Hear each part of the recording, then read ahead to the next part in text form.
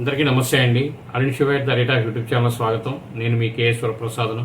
నేను మీకు ఈరోజు వీడియోలో కర్నూలు జిల్లాలో ప్రభుత్వ పాఠశాలకు నో అడ్మిషన్ అనేది బోర్డు పెట్టారు.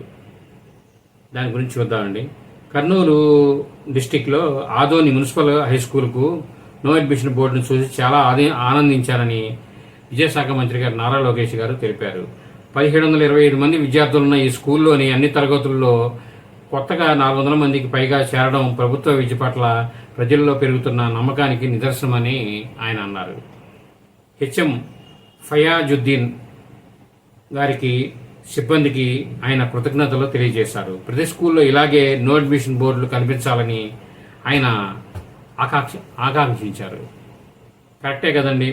ప్రభుత్వ స్కూల్లో కూడా మనం ఎంతో శ్రద్ధగా చదువుకుంటే చక్కగా వారు కూడా మన ఉపాధ్యాయులు కూడా బాగా చెప్తారు.